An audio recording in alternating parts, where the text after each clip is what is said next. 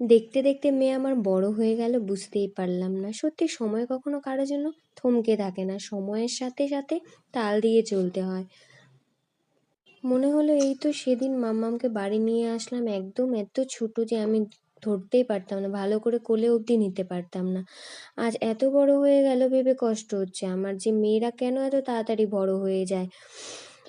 তো দেখো, মাম্মামকে আমি 6 মাস বয়সে কলা স্ম্যাশ করে খাওয়াতাম। 10-11 মাস পর্যন্ত আমি ওকে কলা খাইয়েছি, তারপর ঠান্ডার জন্য আমি ওকে কলা এখন দিচ্ছি না।